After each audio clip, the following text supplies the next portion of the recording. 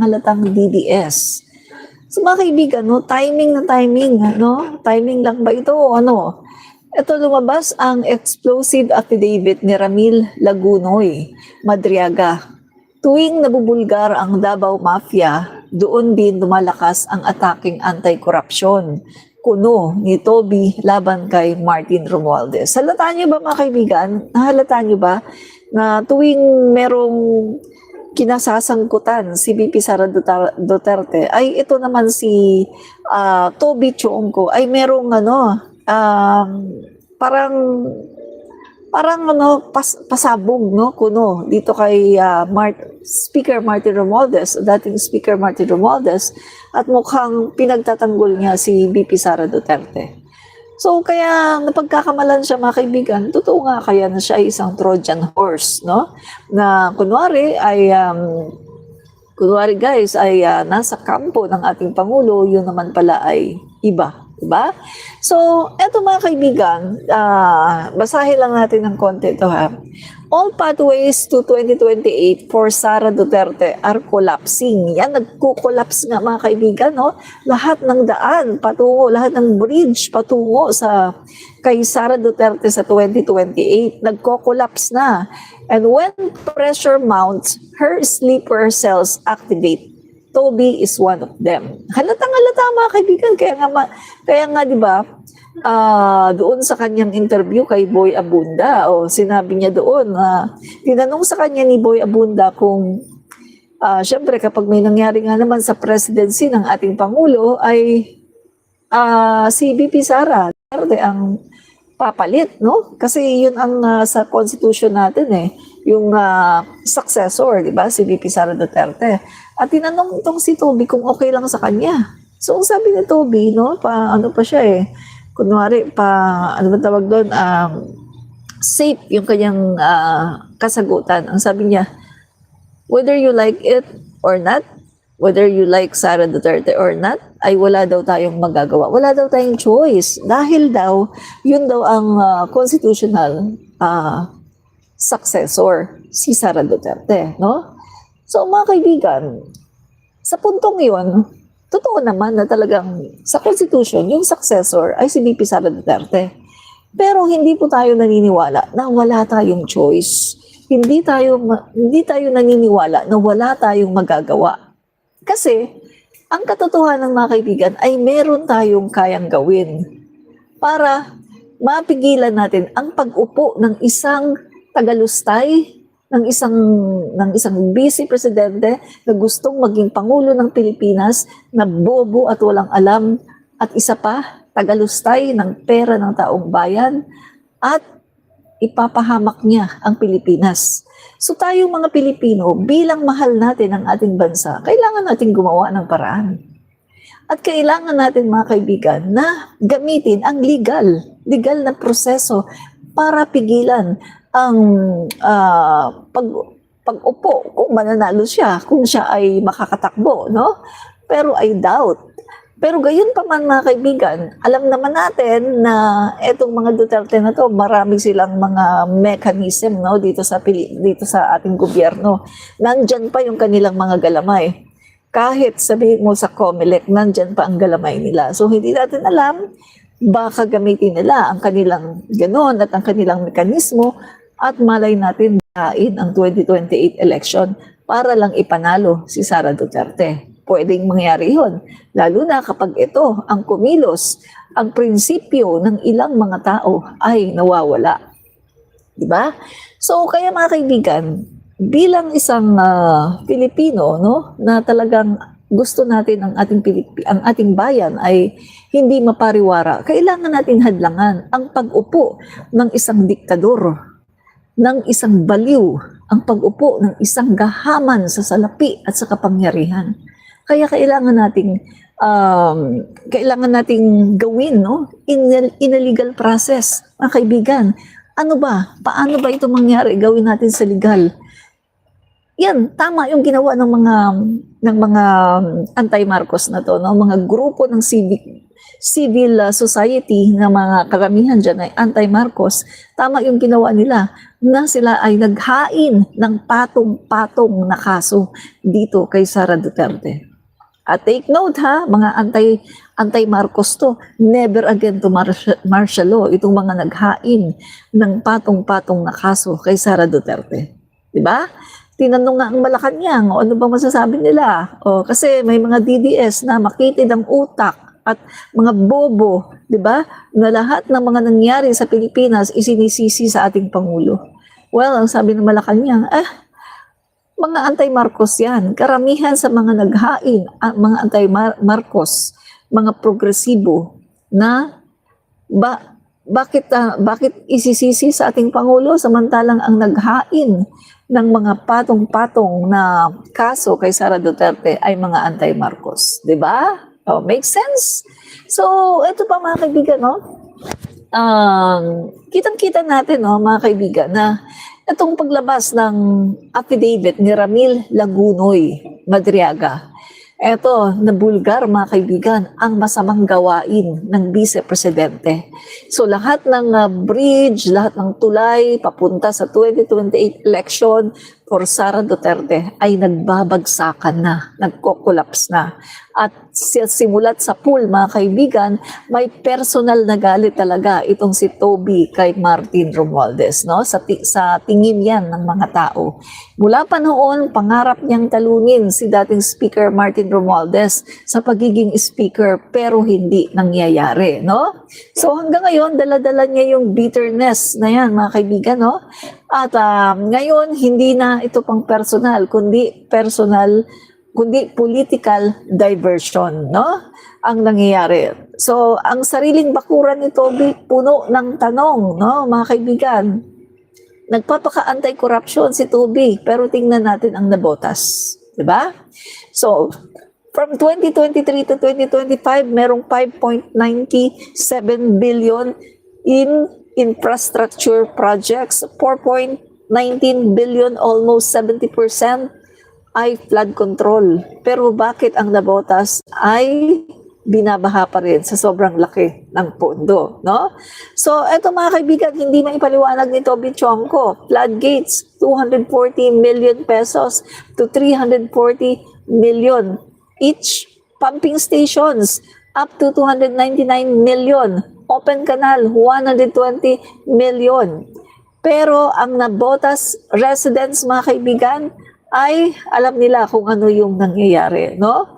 Guys, yan dapat ay pagtuunan ng pansin ni Toby Tionco. Hindi yung pagbanat kay dating Speaker Martin Romualdez. Tingnan niyo mga kaibigan, ang tagal na, no? Na ilang weeks na si dating Speaker Martin Romualdez ay nag-resign pero hindi nila tinatantanan. Bakit galit na galit si Sara? Dahil sa House of the Representatives na bunyag yung kanyang 11 days confidential funds, 'di ba? Na sabi nga hindi lang 11 days, 7 days lang daw 'yon kasi hindi kasama yung mga holidays. Kasi wala namang nagtatransact sa gobyerno sa panahon ng holidays. Sarado ang mga opisina ng gobyerno kapag holiday. Kaya 7 days lang daw 'yan at hindi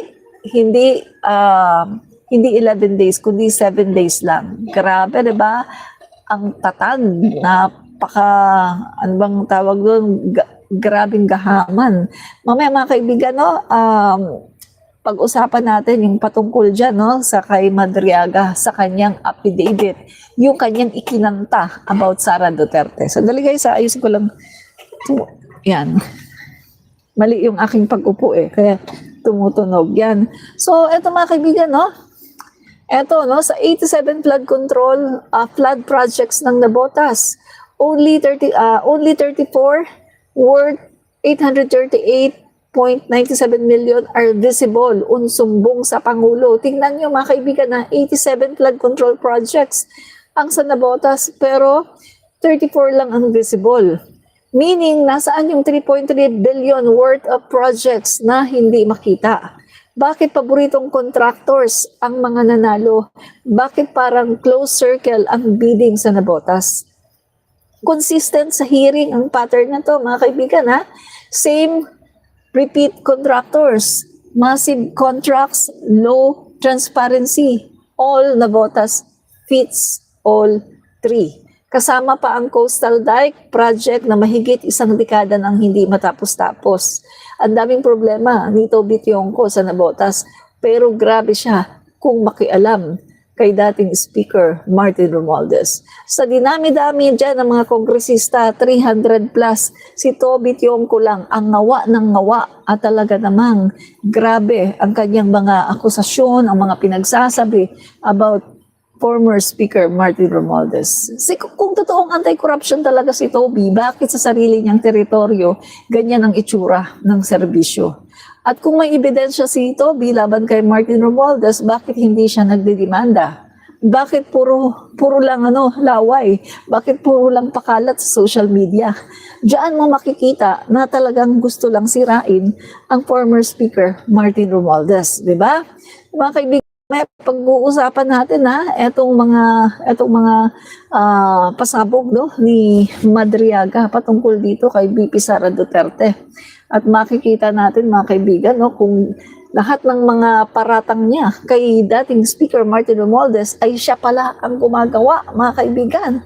Tingnan mo lahat ng paratang niya kay Speaker Martin Romualdez, si Sara Duterte pala ang gumagawa, mga kaibigan, no? So eto guys, no? Kaya imbes mag-file ng case sa ombudsman at sa DOJ, itong si Toby Tionco, mga kaibigan, dinadala niya lahat sa media, sa press, sa social media. Ang hilig-hilig niyang magpa-press con, ang hilig-hilig niyang magpa-interview.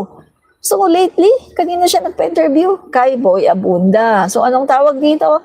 Trapo politics. Yan ang mga trapo politics. Mahilig sa ano ba tawag doon? Yung propaganda. Mahilig lang sa laway, chismis, sirain ang kapwa politician, mudslinging, yan. Ganyan ang ginagawa ni Toby Tionco, no? So mga kaibigan, doble kara, no? Maka Marcos daw, dito daw siya sa side ng Marcos, yun pala ay bumabana at pailalim. So anong tawag dyan, mga kaibigan? Yan ay trapo at meron pa traidor, di ba? So this is why he should stop framing himself as tumutulong sa Pangulo. Hindi siya tumutulong sa Pangulo. Sinisira niya ang Pangulo silently by attacking the leadership, block protecting PBBM. Mga kaibigan, kitang-kita nga nung panahon ng alyansa, mga guys, no? Eto siya nagkamali talaga dito ang Pangulo. Bakit ito ang ginawang campaign manager, alyansa? Guys, kami noon ng mga vloggers na sumasama sa alyansa ng ating Pangulo, sa iba-ibang mga lugar ng Pilipinas, nagtataka din kami. Ang sabi namin, bakit wala tayo sa Mindanao? Bakit hindi yata natin pinupuntahan yung Mindanao? May pinuntahan parang isa lang Davao Oriental, no? Ang sabi daw ni Toby Tionco, wag na natin puntahan ang Mindanao kasi ganito, kasi ganyan. Kita mo, ibinigay niya talaga ng kusa ang Mindanao sa mga Duterte.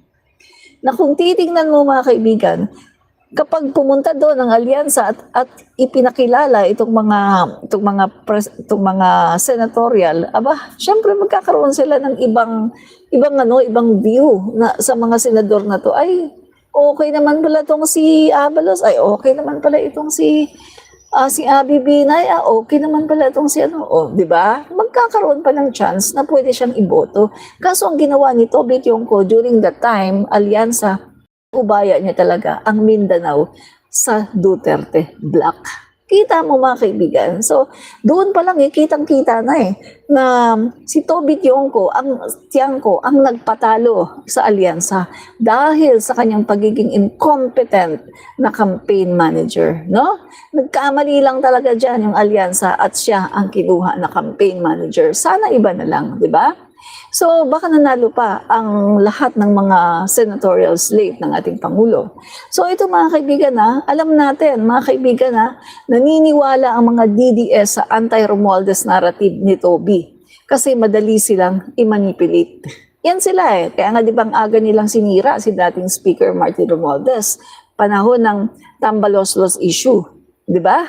Pero hindi man lang sinabi doon ni Sara Duterte kung bakit niya tinawag na Tambaloslos. si dating Speaker Martin Romualdez at inihayag ito ng tahasan ni Attorney Claire Castro at ni Senator Trillanes sa isang talk show ng kasama kong mga vloggers na inihayag dito ni Senator Trillanes yung tahasan kung bakit tinawag ni Sara Duterte na tambalos-los si Speaker. Yun ay dahil nabuking ang kanyang operator sa House of the Representative na si Gloria Macapagal-Arroyo. Nabuking yung kanilang niluluto doon na pagpapatalsik kay Speaker Martin Romualdez. Bakit kailangan patalsikin si dating Speaker Martin Romualdez para maupo si GMA? Para kapag wala na si Speaker, wala nang hadlang. Yan na, yung kanilang impeachment for PBBM ay makakalusot na. Di ba?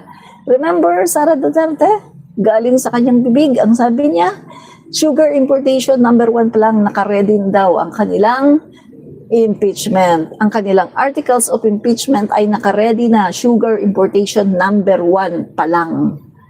Anong taon yan? 2022. Nandyan pa si Vic Rodriguez.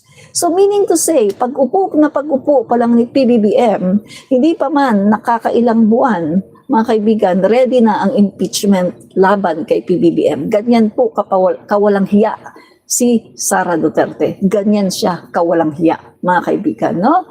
Na hindi siya tumakbo sa pagkapangulo dahil alam niya na hindi siya magiging pangulo dahil hindi siya kilala. Pero tumakbo siya sa pagka-vice-presidente dahil hoping, no, na matupad yung kanilang balak na patalsikin si PBBM para nga naman makasampung taon siya. Ganyan po ka-evil si Sara Duterte. Evil, no? So mga kaibigan, ito pa. Habang itong si Toby, puro salita, ang Quadcom at Good Governance Committee actual na nagtatrabaho dahil sa mga kongresista na ito nabukalkal ang ilang documented trail. Sa land bank, si Fajardo, si Nolasco, Acosta, La Chica, OBP, DepEd, confidential funds. Yan po mga kaibigan, no? Sa land bank. Nakita nyo naman, di ba, sa hearing ng Good Governance, mga kaibigan, no? Si Fajardo, si Nolasco, no? Si La Chica, yan mga sa OBP at sa DepEd na laman na dito sila ay madalas na mag-withdraw sa land bank. At pagka-withdraw, anong ginagawa ng SDO ni Sara Duterte? Ibinibigay kaagad kay La Chica. Order ni Sara Duterte, ibigay kay La Chica.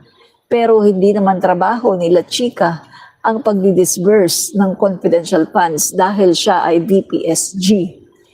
Ang dapat na nagdi-disburse ng confidential funds ay ang SDO. Pero hindi po nangyari yon dahil ang order ni Sara Duterte ibigay daw kay La Chica. So doon pa lang mga kaibigan napakalaking no? Napakalaking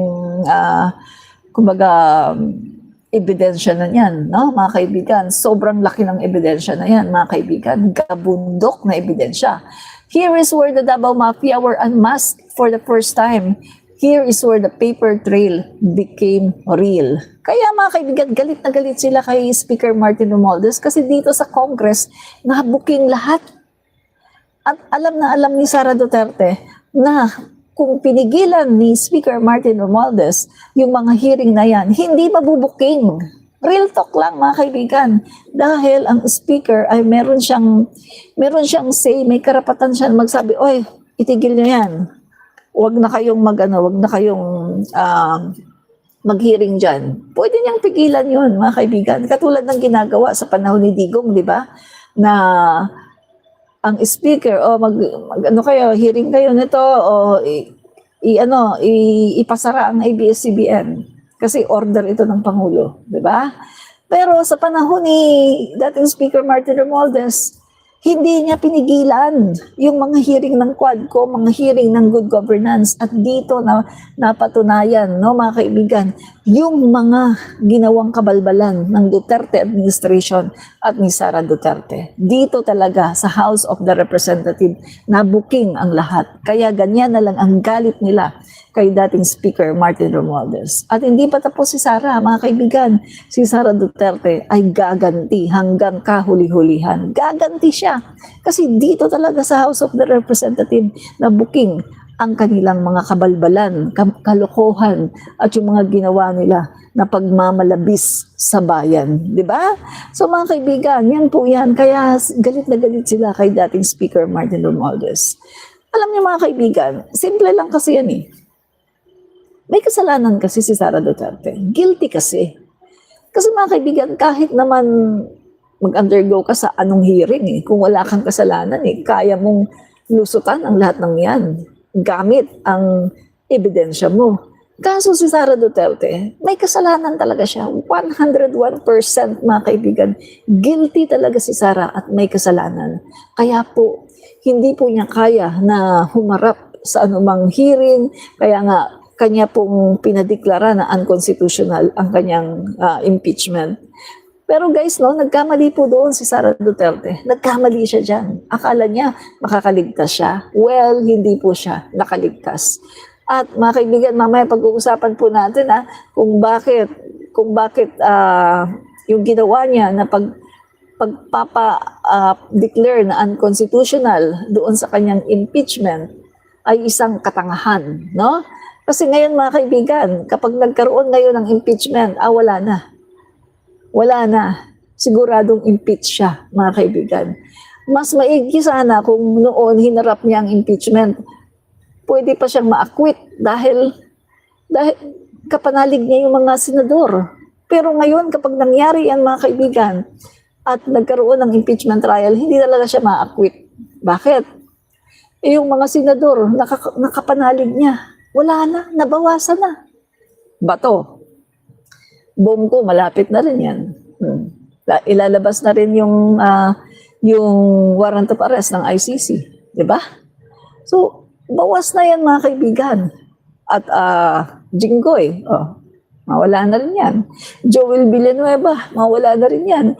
Kaya nga mga kaibigan, katangahan yung ginawa niya na pagpapa-archive ng kanyang impeachment. Kung noon sana, sa panahon na yon ay hinarap niya, mga kaibigan, kahit lumabas na maraming ebidensya na guilty siya, pwede pa siyang ma-acquit kasi kapanalig niya ang mga senador. Marami siyang kapanalig noon. Pero ngayon, kapag natuloy ang impeachment niya, wala na talaga. Talagang mai-impeach siya. At hindi na siya makakatakbo pa sa 2028 kasi wala na ang kanyang mga kapanalig. Remember, Bato de la Rosa, si Bongo, lalabas na rin ang warrant of arrest niyan. Si Joel Villanueva, mawala na yan. Jingo Estrada, the same. Jesus Cordero, ganun din. Mga kaibigan, si Sara Duterte, mai-impeach na talaga yan. Di ba? Siguradong sigurado yan. Or kung hindi man siya ma-impeach, makukulong siya dahil may kaso siyang plunder. So ngayon, ito na mga kaibigan, nagsisimula na sa ombudsman ang laban kay Sara Duterte. The ombudsman case is already in motion, mga kaibigan. Plunder and multiple criminal charge filed versus Sara Duterte. RA 7080, plunder. Kinasuhan po siya ng mga never again groups, ng mga never again to martial groups. Kinasuhan si Sara Duterte ng mga anti-Marcos na mga grupo. Yan, kinasuhan siya ng plunder. RA 7080 Revised Penal Code Article 210 and 212 bribery. At kinasuhan din po siya ng RA 3019 Anti-Graft and Corrupt Practices Act. 1987 Constitution, betrayal of public trust, culpable violation of the Constitution. Mga kaibigan, itong plunder, bakit pasok siya sa plunder? Kasi mga kaibigan, ang nilustay niya ay in 7 days 100 yung 100 plus, no? 100 million plus na confidential funds. All in all, 612 yan na confidential funds, no? So, pasukin sa plunder kasi 50 million lang ang plunder. At mapapatunayan ba yung plunder na yan? Oo, kasi ang daming ebidensya, kabundok, di ba? Napanood na natin sa hearing ng good governance. May mga testimony, may mga paper trail, merong mga ebidensya na nailatag, may mga affidavit, mga sworn affidavit, talagang maraming ebidensya. So, kayang patunayan ang plunder. Ito namang bribery, kayang patunayan din ang bribery. Ilan ang kanyang mga opisyales, no, sa DepEd na talagang nagpakita pa ng envelope, no, na sila ay sinusuhulan ni Sara Duterte. 9 white envelopes, di ba? Sinusuhulan sila ni Sara Duterte. Di ba, ang unang-unang nagpasabog niyan ay si Mercado. Ipinakita niya yung white envelopes na yan na siyam, na for 9 months ay binibigyan siya ng white envelopes si Sara Duterte na nilalaman ay 50,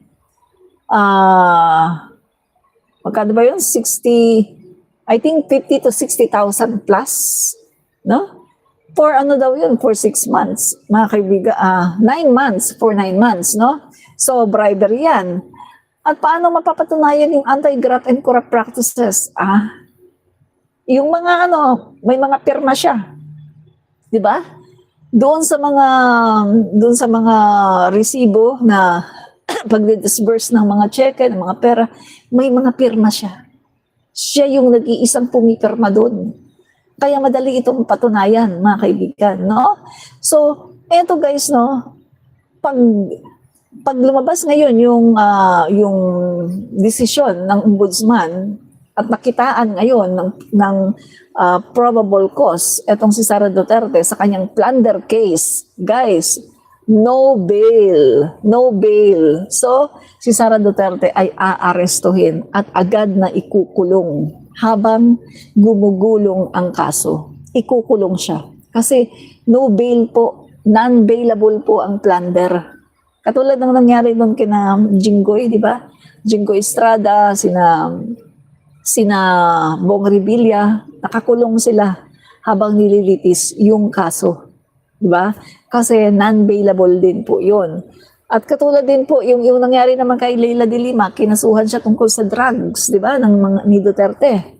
Non-bailable din po, hindi pwede mag-bail. So nakulong din po si Leila de Lima ng 7 years habang nililitis ang kaso. So ngayon po, mangyari kay Sara Duterte, makukulong din siya habang nililitis ang kaso kasi plunder yun, non-bailable, hindi po siya pwedeng mag-bail. Yan po ang katotohanan, mga kaibigan. No? Nasa ombudsman na po ang kaso na final ng mga civil group na ito, mga kaibigan, mga anti-Marcos, mga never again to martial law. Hindi po si PBBM ang nagpa-file nito, hindi po mga loyalista, hindi po mga pro-Marcos, kundi mga anti-Marcos po at mga taong simbahan, no, ang nag-file ng mga kaso kay Sara Duterte. Diba? So, ito mga kaibigan, yan. Ayan po ang nangyari, no? So, kaya mga DDS, pagdasal nyo ang inyong puon, no? Na makaligtas siya dito sa plunder case. Yan. So, between the OBP and DepEd, designed to bypass rules and divert confidential funds to civilians spending through acknowledgement receipts.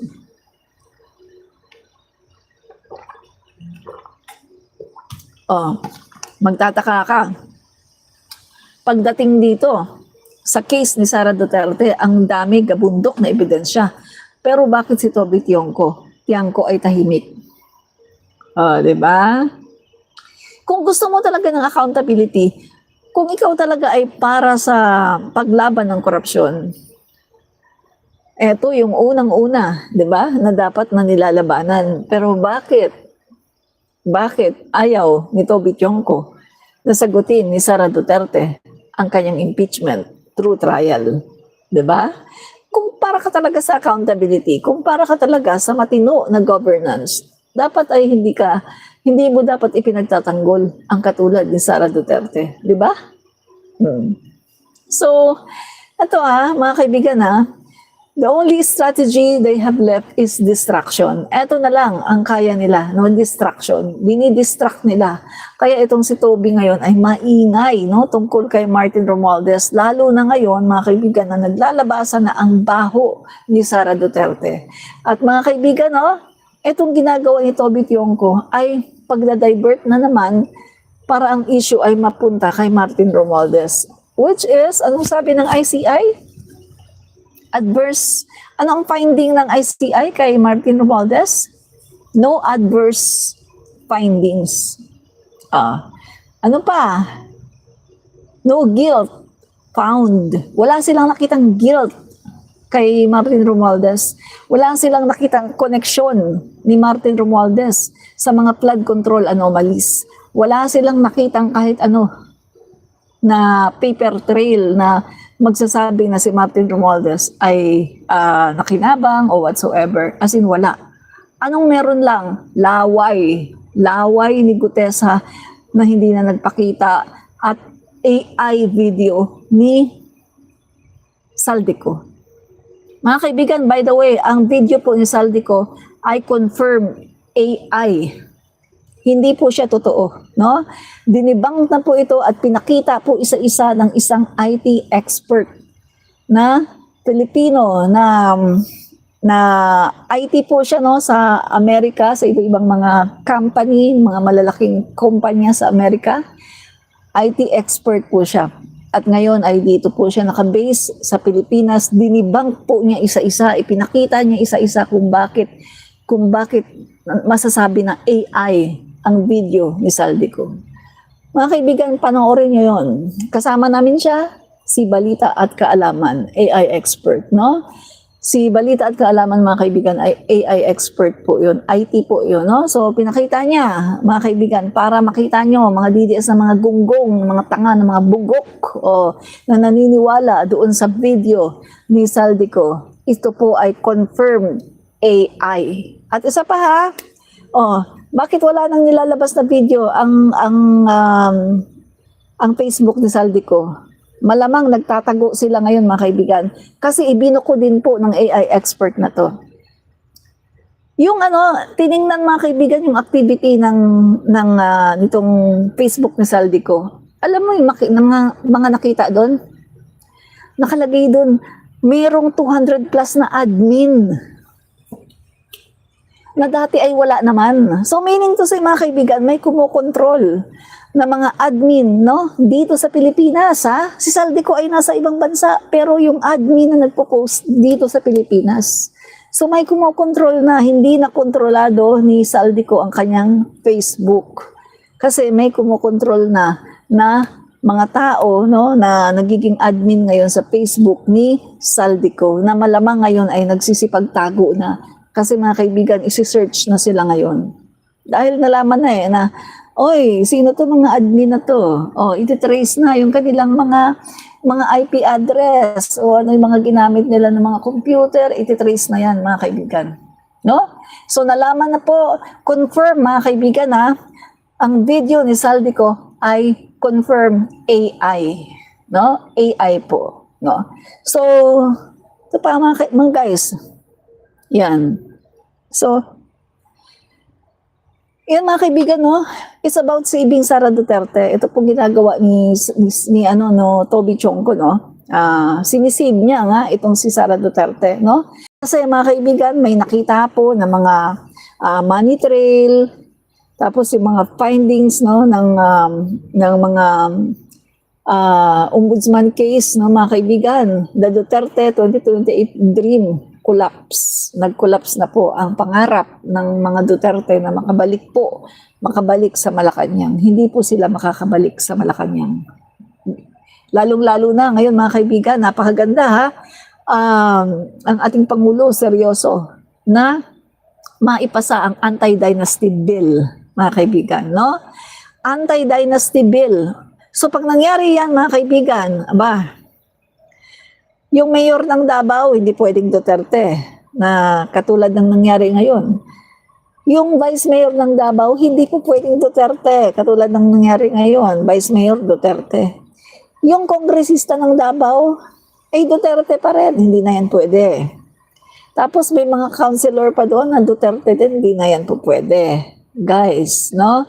Pag naipasa na itong anti-dynasty bill, pinapamadali na ng ating Pangulo. So unang-unang matatamaan dyan ay ang mga Duterte na mga ganid sa kapangyarihan at sa pera.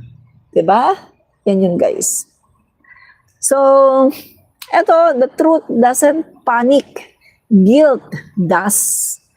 Grabe mga kaibigan, nagpapanik na. Mga guys, mayroon na nagsasabi na yung sa kampo ng mga DDS, no, hindi na daw nakakatulog. Hindi na raw nakakatulog si Sara Duterte sa pag-iisip at nabuburyong na daw. No? Nabuburyong na daw si Sara. Sobrang isip mga kaibigan, hindi na daw makatulog.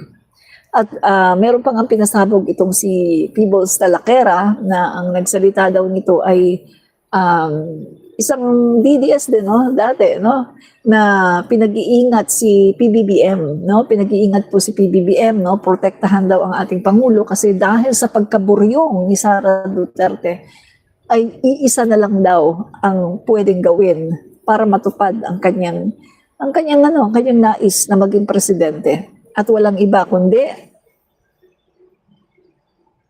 kaya kailangan protektahan natin ang ating Pangulong BBM. Kasi mga kaibigan, kayang-kaya ng kampo ni Sara Duterte ang kita mo ng montrata na nga siya, di ba?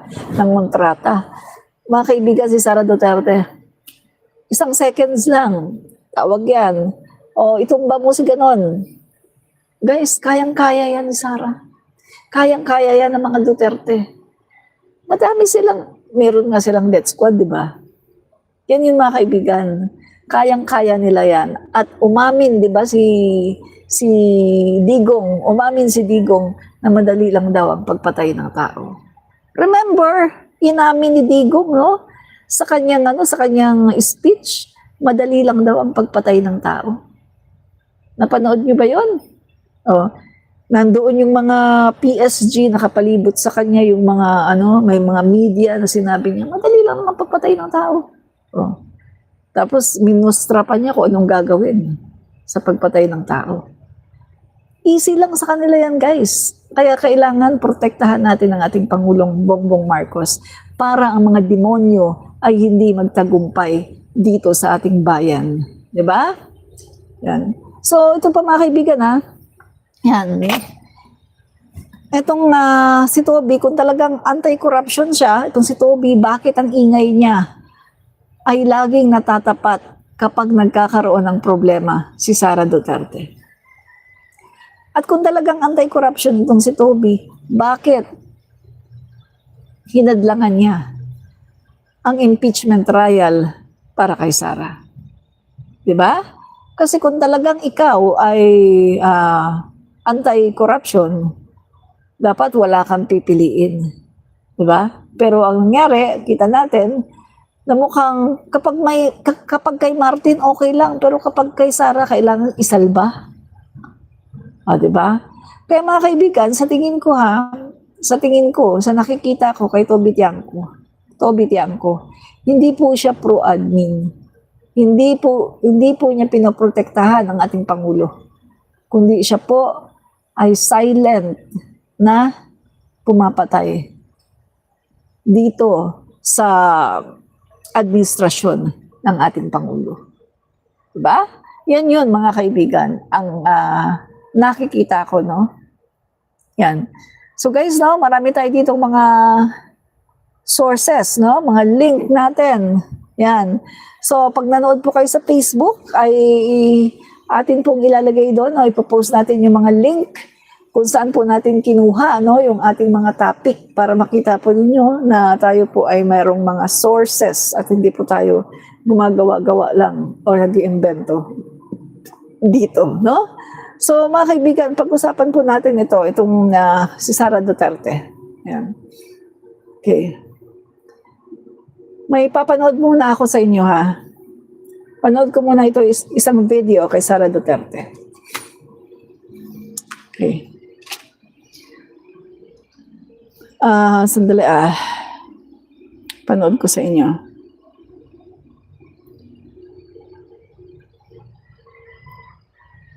Okay.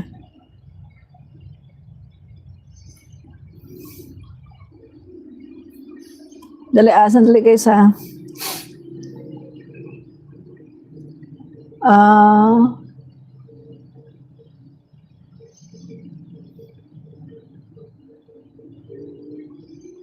Ito nga,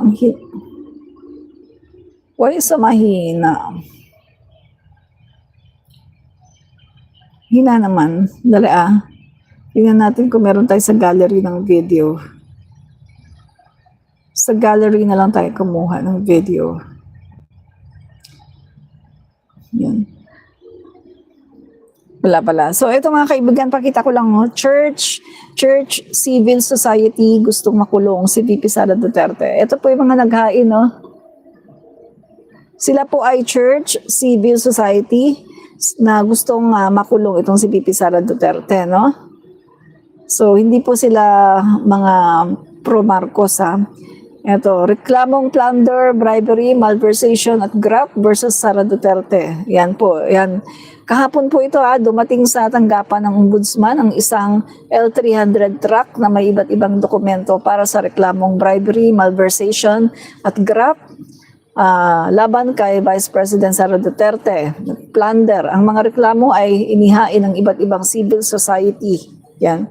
Yan po mga kaibigan, So, si Ramil Madriaga po mga kaibigan, Ayan po yung Ito po, close po siya, kay Sara Duterte. Parang kuya-kuyahan niya itong si Ramil Madriaga. Ito po yung, bago po pumutok ito, ay sinabi na po ito ni Peebles Talakera, na itong si Sara Duterte ay binibisita daw itong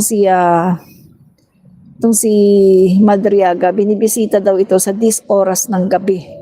So, eto ang tanong bakit 10 oras ka ng gabi bibisita? Kung wala kang hidden agenda, bakit sa 10 oras ng gabi ka bibisita? 'Di ba? Yun yung mga kaibigan So, ibig sabihin, may something. Naman, ikinanta na suportado ng Pogo at drug lords si VP. Isang nagpakilalang bagman, ikinanta na suportado ng Pogo at drug lords si VP Sara. Ang kontrobersyal na mga magnetic lifter na ginamit sa pagsmuggle ng shabu na nagkakahalaga ng bilyones, itinuro sa mister ng pangalawang Pangulo. Narito ang ating exclusive political update. Hawak ngayon ng Abante at Billionaire News Channel ang kopya ng 5 pahinang notaryadong sinumpaang salaysay ng isang Ramil Lagunoy Madriaga. Matapos kung matunto ng abogado ni Madriaga na una lang binanggit na naging abogado rin siya ni Kerwin Espinosa. Sa eksklusibong panayam, sinabi ni Atty. Raymond Palad na nag-reach out sa kanya si Madriaga matapos makaramdam ng pangamba kasunod ng ilang beses na umanong pagbisita sa kanya ng mga taong konektado kay Vice President Sara Duterte. Lately kasi may mga dumadalaw sa kanya doon na sinasabi niya na tao or identified kay BP Sara. And nag-worry din siya doon sa safety niya ron sa loob. Kaya talagang minsan gagawa ng paraan niya na matawagan kami para lang magkaroon ng urgent visit sa kanya para masabi niya yung nalalaman niya. Nakakulong sa BGMP facility si Madriaga matapos siyang madiin sa 3 counts ng kidnapping na kanya daw ngayong pinababasura sa korte. Sa kanyang sworn affidavit, 2016 siya pinakilala sa pamilya Duterte at nang manalong Pangulo si nooy Mayor Digong Duterte, nagbibigay siya ng intel sa Pangulo kaugnay ng Oplan Double Barrel. Dati na raw siyang nagtrabaho bilang intel officer sa Finance Department, National Security Council, ISAF at sa PSG. 2018, nagdirekta siyang nagtrabaho kay Mayor Sara para magbigay ng intel reports para sa dapat ay presidential campaign ng Mayora mula 2021 hanggang 2022. Batayan niya sa utos ni Nooy Davao City Mayor Sara Duterte bilang national convener, itinatag niya ang Inday Sara Duterte is my president at ang pondo na ginagamit umano nilang pondo noon ay pera mula sa mga pogo operator at drug dealer. Kasama rin sa napondohan ang ibang support group para sa kandidatura ni Mayor Sara. Katunayan niya ang kontrobersyal na magnetic lifter noong 2018. Mister ni Nooy Davao City Mayor Sara ang nag-utos sa kanya para mailabas ito sa custody ng Bureau of Customs sa Manila International Container Port na kalaunan ay natagpuan sa Cavite na wala ng laman. Sa kwento niya sa akin talaga lang, wala naman daw talagang alam yung tagugat, naging biktima lang. Siya dapat ang maglalabas noon dahil labas-pasok na daw siya sa custom. Pero dahil hot item, hindi niya lilabas at ni-report na lang niya doon sa nag-utos sa kanya na hot item, sir, may nakamata na dyan. So, dinaan na lang sa, ang term niya is pinera na lang, kaya nilabas yung magnetic lifter. Nang manalo si Sara bilang Vice President, inatasan daw siyang bumuo ng Vice Presidential Security and Protection Group para sa seguridad at intelligence work ni VP Sara.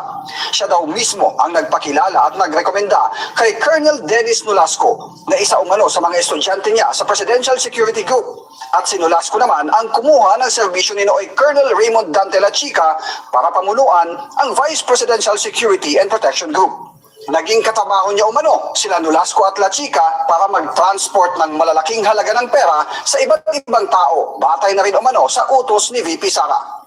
Isang duffel bag umano na puno ng pera ang dineliver sa isang comedy bar na pag-aari at binibisita ng mga alumni ng San Sebastian College of Law na nasa Timog Avenue sa Quezon City. Mayroon din umano siyang dineliver na duffel bag na naglalaman din ng 33 hanggang 35 million pesos sa Cabuyao, Laguna na laan para sa isang mayor.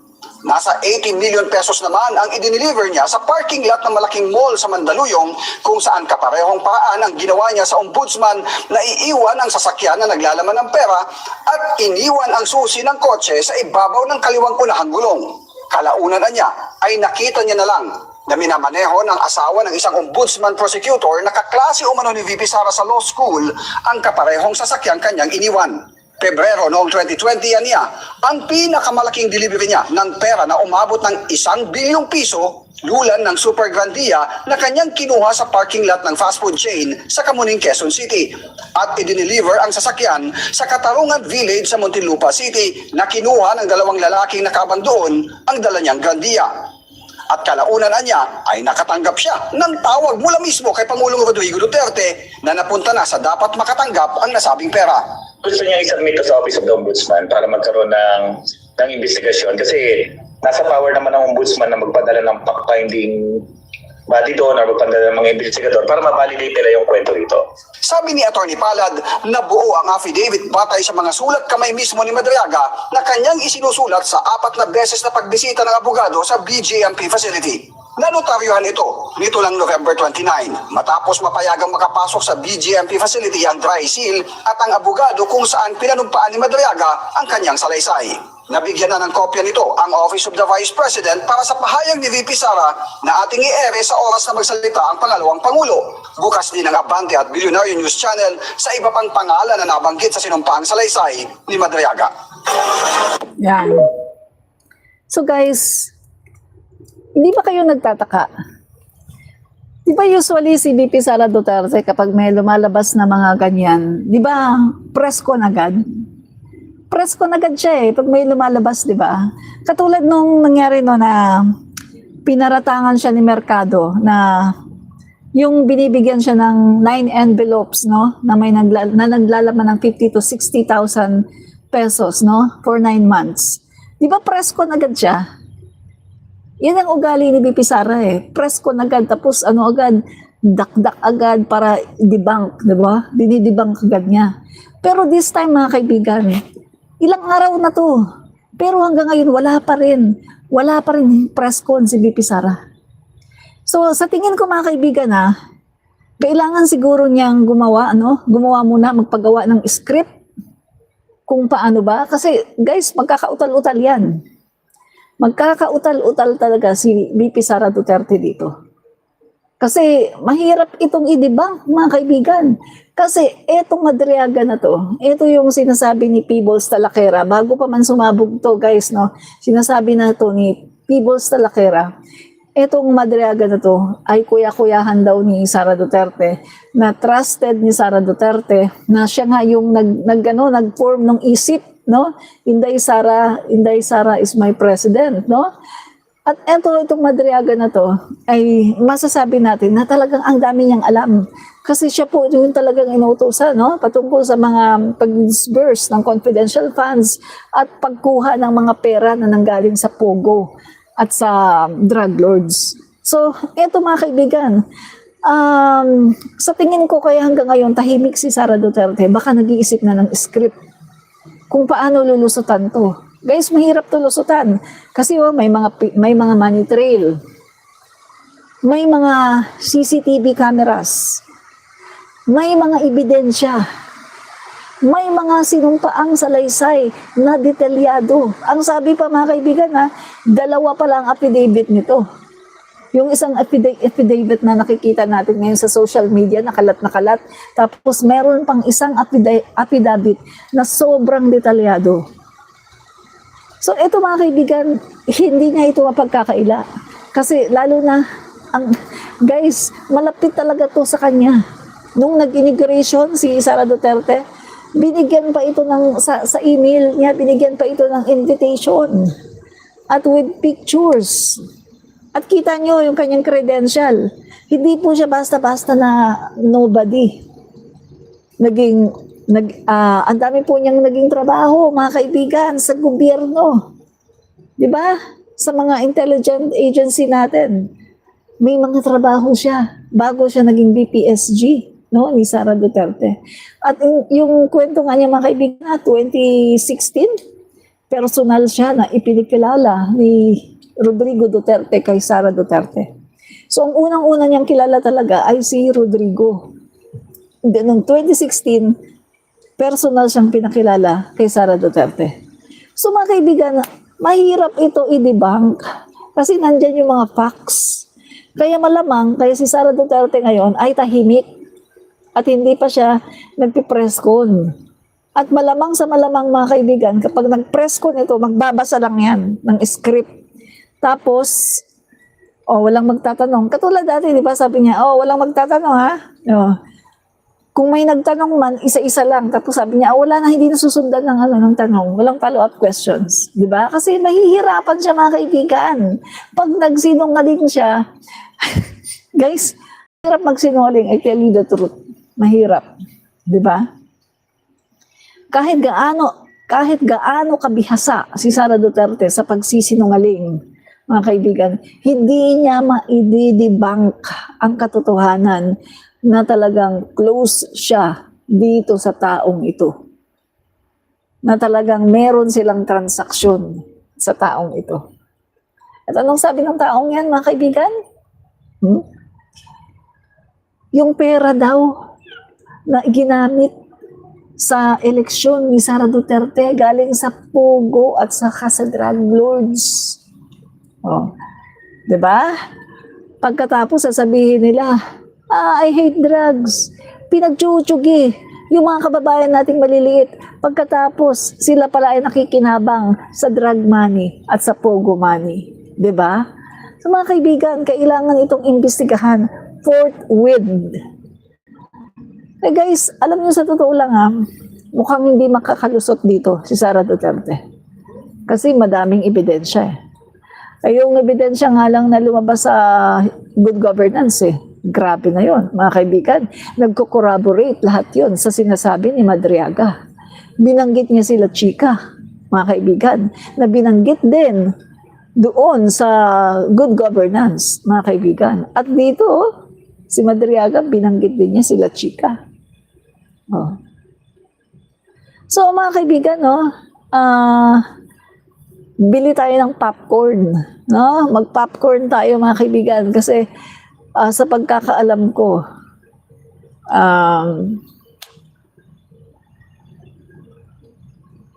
sa February 6 kasi may maghahain ulit ng impeachment ni Sara Duterte. Pero sa tingin ko, hindi pa darating ang February 6, mga kaibigan. Malapit na talaga tayo sa exciting part. Exciting part Kasi lalabas at lalabas to mga kaibigan. At sa Senate din, di ba? Anong sabi ni Lacson? Anong sabi ni Ping Lacson sa Senate? Guys, magpapaimbestiga siya patungkol dito. No? Patungkol doon sa sinasabi na itong si VP Sara Duterte ay tumanggap ng bilyon-bilyon, no? Sa galing sa drug money. At pagkatapos meron pa sa HOR. Talagang lugmok ito, guys. Lugmok talaga itong si Sara Duterte. Yung pagsisinungaling niya, hindi na yan po pwede. Lalong-lalo na bago na ang ombudsman natin. Wala na siyang proteksyon. Hindi na siya poprotektahan dahil ang ombudsman natin ngayon ay talagang ginagawa ang kanyang trabaho. Diba? Yun yan, guys, no? Kaya ito sa mga DDS, no? Kung ako sa inyo mga DDS, hanapin nyo ang katotohanan. Huwag kayong maniniwala sa mga sinasabi ng mga DDS vlogger kasi inililigaw kayo. Hanapin nyo. Seek the truth. Because the truth will set you free. Hanapin nyo ang katotohanan. Huwag kayong magpapabudol. Diba? Ang sabi nga nitong yung kapatid ni Madriaga, no? Nagkomento yung kapatid ni Madriaga, guys, At ang sabi niya gano'n, ano nga daw itong si VP Sara Duterte, mas demonyo pa daw ito kaysa sa tatay, no? Sabi nung kapatid ni Madriaga. Mas demonyo daw si Sara kaysa kay Rodrigo. Kita mo yan. Dali, hanapin natin,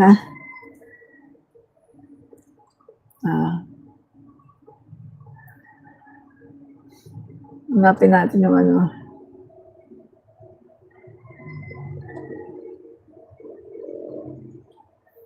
sandali,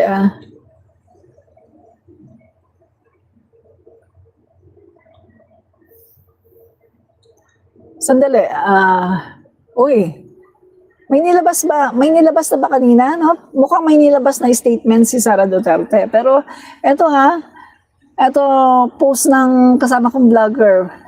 Hindi ko pa kasi na-check yung page ni Sara, no? So hindi ko na-check kung may statement na. Pero itong post ng aking kasamang vlogger, no, na reliable.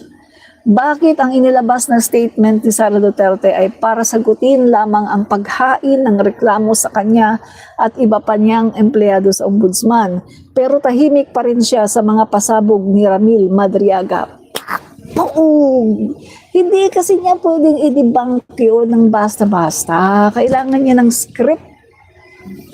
Kasi katotohanan yun yung sinasabi ni Madriaga, madaming ebidensya, guys, Hindi niya pwedeng pasidungalingan yun. Napakaraming ebidensya. Diba? Kaya, yun talaga, no?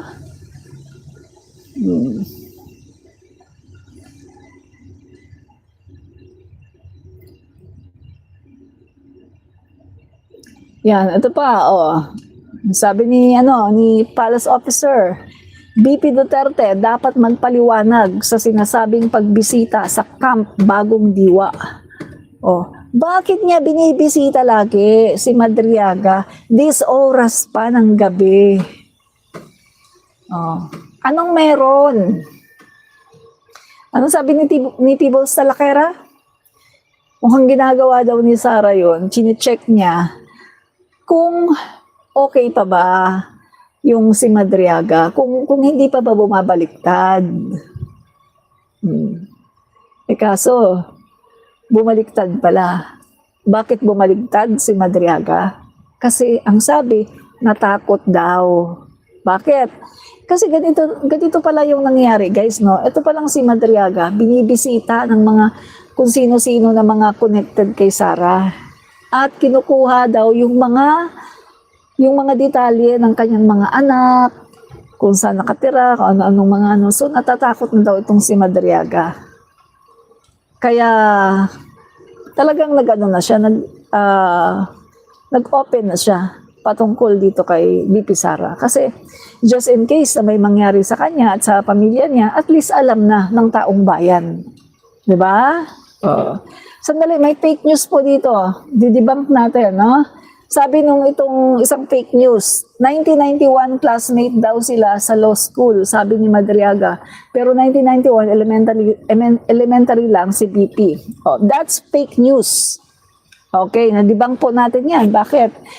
Binasa natin yung, binasa po natin yung inilabas na affidavit ni Madariaga. At wala siyang sinabi na 1991 ay classmate niya sa law school si Sara Duterte. Wala siyang sinabing ganon. So nadibang po natin kahapon yan at sinabi nga natin na hindi natin alam kung talagang kulang o walang comprehension itong mga DDS na to. Na mga vlogger pa naman din, no? Walang comprehension. Kasi ang sinabi ni Madariaga doon sa kanyang statement ay 1991, siya ay, yun nga, nag-aral sa law school, pero wala siyang sinabi na classmate niya, si Sara Duterte. Yun mag-aral ng konti. Comprehension, huwag masyado maging bobo. Kasi, yung pagiging bobo nyo ng mga DDS, yan ang magpapahamak sa inyo. Comprehension lang, ha? Walang sinabi si Madariaga sa kanyang affidavit na classmate sila sa law school ni Sara noong 1991. Sandali, ano natin yung affidavit? Basahin natin yung affidavit mismo, yung affidavit mismo na nandiyan yung ano, ito. Yan, basahin natin, Nakakaawa kayo mga DDS. Ito, kita nyo yan. Picture na bata pa si Sara. Bata pa si Sara. Eto sabi ni Daryl Yap, yung nakuha nilang dapat manira kay Inday Sara Duterte, nakakatawa. Kaklase niya raw sa law school si Inday noong 1991. Eto si Inday noong 1991. So pinakita si Sara Duterte, naka-ponytail, bata pa. Pero eto ang tunay na affidavit ni Madariaga. Ang nakalagay dito sa affidavit ni Madariaga, hindi nyo kita basahin ko na lang, nakalagay dito, ay Ramil Lagundoy Madariaga, of legal age, Filipino, and with address at care of Annex to BJMP Camp Bagong Diwa, Taguig City, after having been duly sworn in accordance with law, do hereby depose and state as follows. Educational background. I took up the College of Law from 1991 to 1995 at San Sebastian College, Manila. Number 2, I graduated in 1995 and took the bar examination the same year but did not pass. Ito yung tunay na affidavit. May nakalagay ba dyan na classmate sila noong 1991? Comprehension! Bakit wala kayong comprehension mga DDS, mga tanga, gunggong, gago, bugok? Kaya kayo na pagsasabihan ng mga ganyan kasi parang inaaraw-araw nyo na yung pagiging tanga. May nakalagay ba dyan na classmate sila noong 1991? Di ba wala? Ang nakalagay dito, I took up the College of Law from 1991 to 1995 at San Sebastian College, Manila. Wala siyang nilagay na classmate sila ng 1991. Mga tanga, mga bugok na mga DDS. Gago. Di ba? Mga tanga kayo. Nasaan dyan ang nakalagay na classmate sila? Walang nilagay si Madariaga na classmate sila noong 1991 sa College of Law. Wala lang kayong comprehension, mga DDS, mga bugok kayo at mga tanga. Paminsan-minsan, bumili kayo ng utak. Maghanap kayo ng utak. Palitan nyo na yung utak nyo. Bukod sa mga tanga kayo, mga bangag talaga kayo, mga gago, gunggong, mga adik. Diba? Kaya bumili kayo ng ng palitan nyo na yung utak nyo. Hindi nagpa-function, mga tanga. Saan nakalagay dyan sa affidavit na mag-classmate sila noong 1991? Gago, mga bugok, tanga. Oh. Ay, ang sarap yung, nako.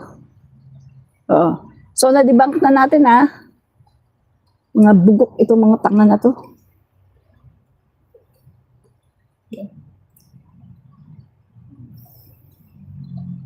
Basahin nyo ang buong affidavit ni Madriaga kung may nakita kayo doon na sinabi ba niya na mag-classmate sila noong 1991. Never kayong makakita ng ganun. Wala siyang sinabi na magka-classmate sila ni Sara Duterte noong 1991. Mga bobo, mahina ang comprehension nyo, mga DDS. Diba? At isa pa to si Daryl Yap. Oh, hindi ko alam kung talagang hindi niya alam, no? Na nakinig lang siya doon sa isang DDS, no? Na nagsabi. O sabi ni Daryl Yap, yung nakuha nilang dapat manira kay Inday Sara Duterte, nakakatawa. Kaklase niya raw sa law school si Inday noong 1991. Ito si Inday noong 1991. My goodness, ito yung affidavit ni Madriaga, Wala siyang sinabi na classmate sila. Ang sabi niya dito, ulitin ko I took up the College of Law from 1991 to 1995 at San Sebastian College, Manila. Wala siyang sinabi na classmate sila ni Inday. Basahin niyo ang buong affidavit, never kayo makakakita na sinabi niya na mag-classmate sila ni Inday. Mga bobo, gago, mga DDS, mga tanga. Sorry kayo.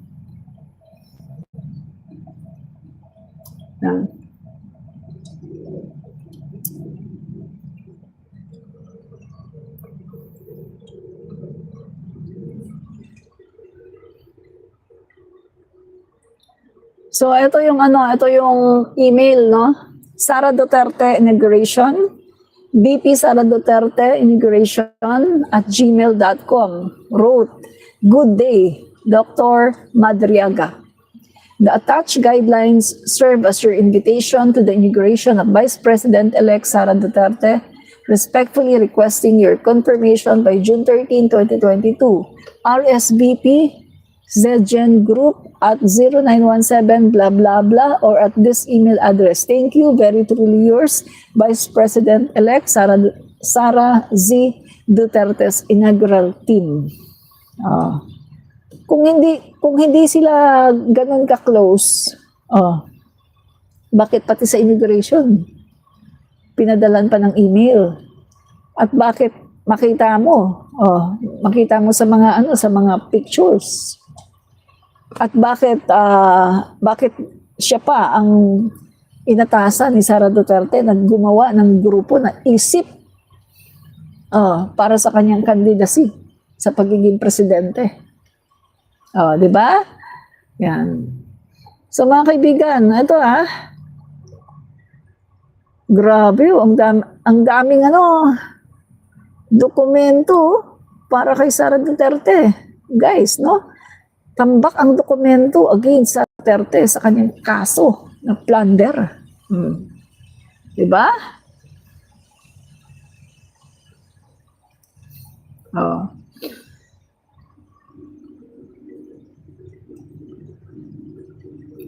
Di ba, mga kaibigan? Ito pa. This ESIP, this certificate is awarded to Attorney Reynold Monsayak in recognition and appreciation of his enduring efforts to alleviate the lives of the country and blah blah blah. Tapos, may Almighty God bless you with the Holy Spirit as you start new journey as a spokesperson of the Vice President of the Republic of the Philippines, given this 29th of June in the year of our Lord 2022. Blah blah blah. Tapos meron ditong founded National Convenor Dr. Ramil L. Madriaga nakapirma. So certificate 'yan, Hindi nyo kita no? So, yan mga kaibigan, Bakit pinakita yung certificate dito? Kasi ang sabi po nitong spokesperson ni BP Sara, hindi daw niya kilala itong bagman na sinasabi, no? Wala daw kaugnayan itong si Reynold Monsayak kay Ramil Madariaga. Hindi daw niya kilala yung sinasabing bagman ni Sara Duterte. At lead convener ng Inday Sara Duterte is my president. Hindi daw niya kilala. Kaya ito, yan, pinost ngayon yung certificate niya. Na kinikilala siya, no? Binigyan siya ng certificate na inawardan sa kanya sa ISIP Pilipinas, no? Ito yung samahan na patungkol sa pagiging pagtakbo ni Sara Duterte sa pagka-presidente, no, noong 2022. At si Ramil Madariaga ang nakapirma, founder, national convener. Di ba? Guys, mahirap talaga i-debunk yan. Kaya si Sara Duterte wala pang sinasabi hanggang ngayon. Maghahanap yan ng script at ng kasinungalingan. Diba? Mahirap talaga i-debunk, guys. Pero kahit anong gawin nilang pagsisinungaling, andyan mga ebidensya. Hindi nila yan malulusutan. Hindi yan malulusutan ni Sara Duterte. Nandyan ang mga ebidensya. Nagsusumigaw ang katotohanan at ang mga ebidensya. Diba? Yan yung mga kaibigan, ang katotohanan, no? The truth and nothing but the truth. O mga kaibigan, ano ko lang sa inyo alam niyo ba guys, itong grupo, no, itong mga Green Crocodiles, alam niyo ba na nire-recruit nila ang mga BBM vloggers? Itong Green Crocodiles, nire-recruit nila ang mga BBM vloggers at gusto nilang bayaran. Alam niyo ba yun? Nung una guys, marami nang nagpasabog niyan na nirecruit sila Parang, wala, chill lang ako, parang hindi ako masyadong naniniwala, no? Kasi gano'n naman ako hindi ako agad-agad naniniwala hanggat hindi ko na-verify. But, naniwala ako kasi bakit? Ginawa din sa akin. Nire-recruit ako, guys. Binabayaran ako. Kaya naniwala na ako. Pinost ko pa nga Pinost ko sa Facebook ko ang ebidensya. Hinihikayat ako, guys, no? I-post ko yung isang part, no? Ito, pinost ko sa aking Facebook. Ito. Hindi kita Ito yung pangalan niya. At ito yung post, ito yung sagot ko. Ayan yung sagot ko, hindi kita Ito, sabi niya dito mga kaibigan Yan. Ito, post ito sa Facebook, no? Sa Facebook na ito. Tapos ito yung message niya. Ang pangalan niya dito, Emma. Chinek ko yung profile picture. Mahalata mo na hindi siya ito. Gumamit ng profile picture na hindi siya, no? So ang sabi niya dito, okay, we pay you through PayPal. You need to give us your email and we will send you invitation to join our business account, then get your payment. Thanks. Yan ang sabi niya. Tapos, ano yung sabi ko? No way. Hindi ninyo mabibili ang prinsipyo ng isang BBM vlogger na tulad ko. Mga DDS vloggers lang ang mukhang pera. FYI. Yun ang sagot ko sa kanya, no? Parte lang po ito ng mga mensahe niya sa akin, no? May iba pa siyang message sa akin na sinasabi niya na ganun nga daw. Sabi pa niya, mga kaibigan, ranges 70 to 100K kung papayag daw ako. Monthly. 70 to 100K monthly. Sabi ko sa kanya sa ibang part ng conversation namin, kahit 10 milyon pang ibigay mo sa akin monthly, hindi ako papayag. Mag-fake news ako? Para iangat si BP Sara Duterte na alam ko naman kung gaano kasama ang mga Duterte. Taga Mindanao ako, no? Taga Mindanao ako. Alam ko kung gaano kasama ang mga Duterte. I'm from Mindanao.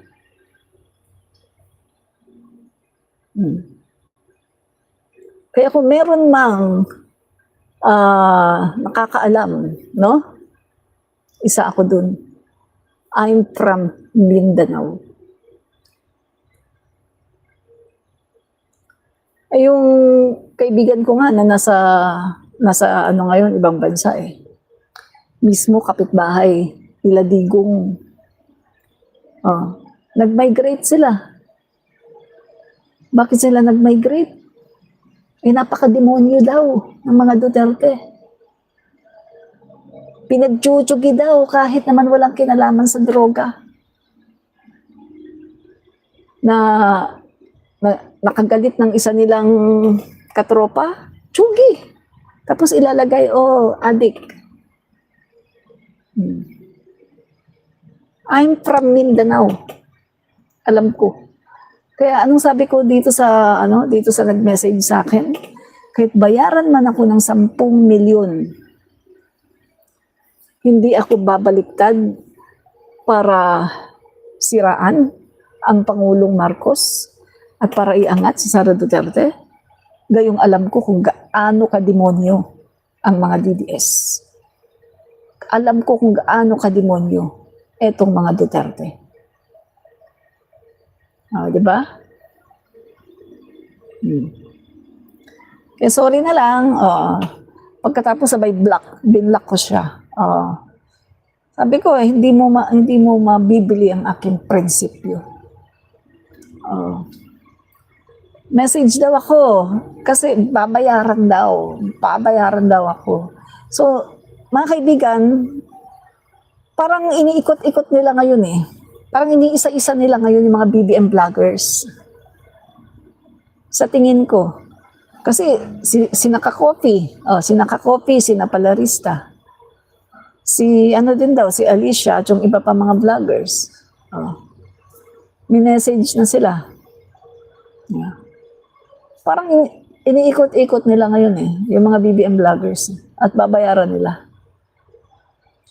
Para lang mag-traidor sa ating Pangulo.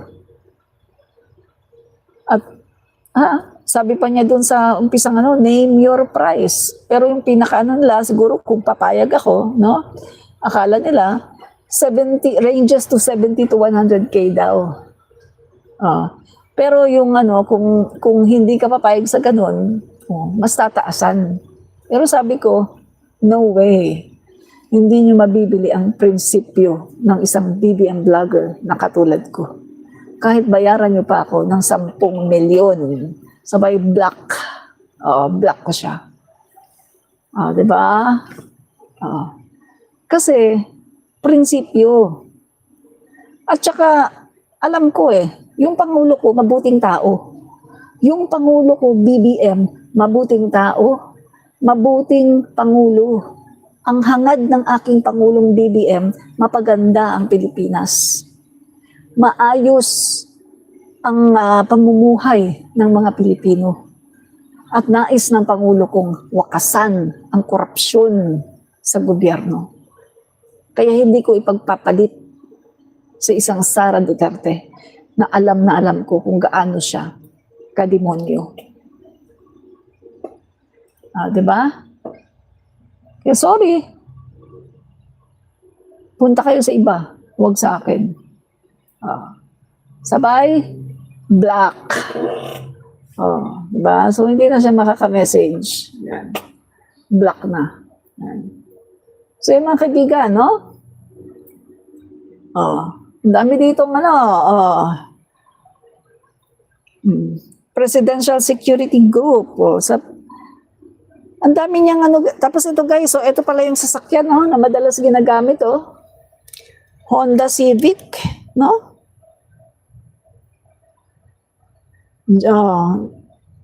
Grabe mga kaibigan, si Rodrigo Duterte pala ang nag-introduce sa kanya. Sabi niya, it was also in 2018 2018 pala to, hindi 2016, no? Mali yung sinabi ko kanina, 2018 pala. Sabi na dito, it was also in 2018 that I was formally introduced by President Duterte to his daughter, Davao City Mayor Sara Duterte. I was likewise tasked to work for then Mayor Sara Duterte in intelligence gatherings involving politics, law, and counterintelligence matters. Sometimes in 2019, I was introduced by the Mayor Sara Duterte to form a group to support her plan 2022 presidential candidacy. Kita mo mga kaibigan, sinungaling si Sara. Ayun yung sinasabi guys, yung pinasabog dati ng isang political analyst eh. Tsaka ni Larry Gadon, ang sabi ni Larry Gadon, di ba, si Sara Duterte daw, ang plano talaga, gusto talaga magpresidente. Pero bakit naiba? Bakit hindi siya tumakbo sa pagka-presidente? Di ba kinuwento yan ni Larry Gadon eh, na yung Malacanang, no? Si Rodrigo Duterte pa ang Pangulo, yung Malacanang, nagpakandak sila ng internal survey, no? Isang survey para malaman kung sino yung malakas na presidentiable. At doon sa presidentiable na yon, na andoon na, no, nakalagay na si PBBM, si Sara Duterte, si Isko Moreno, Leni Robredo, Ping Lacson at iba pa. Ngayon mga kaibigan, ang resulta, ang pinakamataas, si PBBM. Number 1 daw sa survey si PBBM. Pangalawa, si Leni Robredo. Pangatlo si Isko. At pang-apat lang daw si Sara. Yun daw ang dahilan kung bakit si Sara Duterte ay hindi na nag-decide na tumakbo as president. Kasi nakita niya, hindi siya malakas at hindi siya mananalo. Kasi itong si Sara Duterte, mga kaibigan, di umano ay sigurista. Kailangan niya ng numero. Kapag alam niya, kapag sigurado siya na mananalo siya, tatakbo siya. Pero kapag dihado, hindi siya tatakbo. Kasi egoistic, narcissistic personality na kailangan sigurado, sure mananalo. Yung ego niya, ayaw niyang matouch. Kailangan, pagtatakbo siya sa pagka-presidente, sigurado kailangan mananalo. So nalaman daw sa survey na hindi mananalo si Sara kasi pang-apat lang siya. Si PBBM ang una, pangalawa si Leni, pangatlo si Isko, at pang-apat lang si Sara. Yan ang sinabi ni Larry Gadon. Alam ni Larry Gadon kasi dati labas-masok siya sa Malacanang, si Duterte ang Pangulo. Kasi di ba, supporter ni Duterte din yan eh, si Larry Gadon eh. Di ba? Oh. Kaya yan ang dahilan mga kaibigan, no, na kaya noon si Sara nag-ano siya, yung ano na, ay ayoko tumakbo sa pagkapangulo. Nag-ayaw-ayaw kunwari, pero alam na niya na hindi siya mananalo. Kaya hindi talaga siya tumakbo. At nung inalok siya ni Amy na mag-vice president, ayun, nabuo ang kanilang plano. O sige, president na lang. Kasi pwede naman nilang patalsikin si PBBM. Tapos si Sara magiging pangulo. Tapos the other election, pwede pa siyang tumakbo. Kaso naon siya hindi natuloy kasi yung mga kongresista loyal sa pamumuno ni dating Speaker Martin Romualdez. Kaya hindi natuloy yung kanilang pagpapatalsik sa Pangulo. Kaya nga tinawag ni Sara na tambaloslos si Martin Romualdez eh. Kasi hindi nila mapatalsik si Martin at ipalit si Gloria para pag si Gloria na ang speaker, ayan na, gagawa na nila si PBBM ng impeachment. Tuloy-tuloy na yan.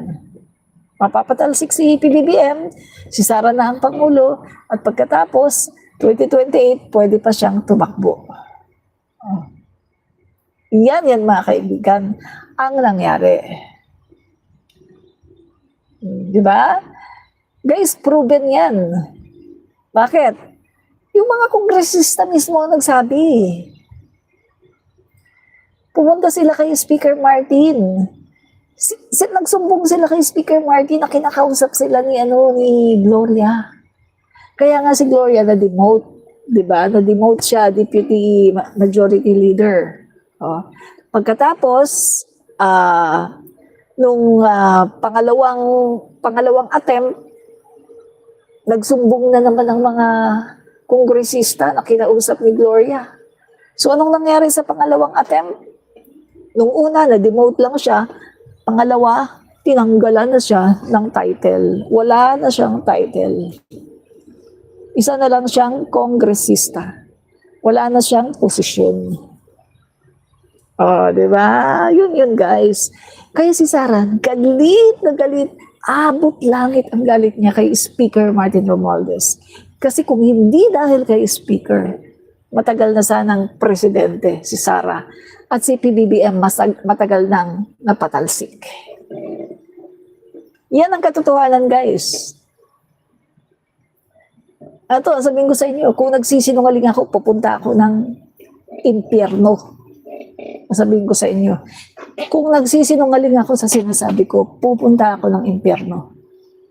Pero hindi ako nagsisinungaling, guys. Totoo yung sinasabi ko. Yan. Diba? So, kaya mga kaibigan, galit na galit si Sara. Hindi niya makakalimutan yan. At hindi siya hihinto hanggat hindi niya napapataob or napapagapang sa lupa si dating Speaker Martin Romualdez. Hindi siya hihinto hanggat hindi niya napapagapang sa lupa si dating Speaker Martin Romualdez. Sobra ang galit niyan. Na ano nyo ba guys, napansin nyo, mas galit siya. Galit na galit siya kay Speaker kaysa kay PBBM. Di ba? Kasi nga si Speaker ang naging hadlang sa kanyang maitim na balak na maging Pangulo ng Pilipinas. Patalsikin si PBBM at siya ang maging Pangulo ng Pilipinas. Kaya kay Speaker talaga siya, grabe, hanggang impyerno ang galit ni Sara Duterte kay Speaker Martin Romualdez. Na kung titingnan mo naman, di ba dapat hindi siya magalit? Kasi kita niyo mga guys, no, sa kanyang speech nga.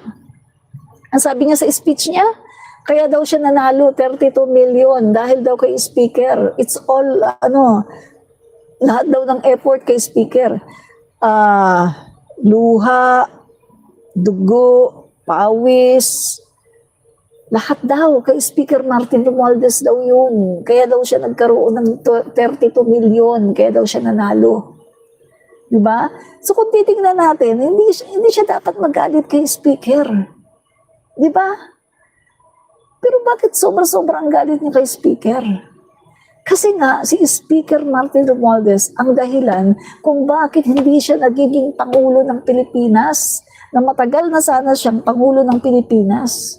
Kasi ang plano nila pag upo 2022 pa lang ay patatalsikin na si PBBM through impeachment. Pero hindi nga nangyayari dahil si Speaker Martin Romualdez ang isang napakalaking hadlang. Diba? Kaya nga mga kaibigan, ako pinagtatanggol ko talaga si Speaker Martin Romualdez. Kasi yan, first line of defense yan ni PBBM. Kaya hindi nakakapasok, no?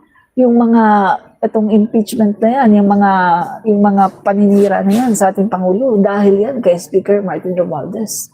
Tingnan niyo ang nangyari, si Speaker Martin Romualdez ang napuruhan. Napuruhan siya sa paninira. 'Di ba? Ay sa totoo lang guys, yung mga kongresista, buo ang tiwala kay Speaker, ayaw siyang paalisin. Ngayon ka lang makakita, sa panahon lang ni Speaker Martin Romualdez, dito ka lang nakakita na buong-buo ang tiwala ng mga kongresista. Pero umalis, nag-resign ng Speaker. Bakit siya nag-resign? Kasi meron siyang delikadesa. Kasi para daw walang hadlang sa mga investigasyon. Kasi nga naman guys, kapag Speaker of the House pa siya, grabe yung ibibigay sa kanya na special treatment.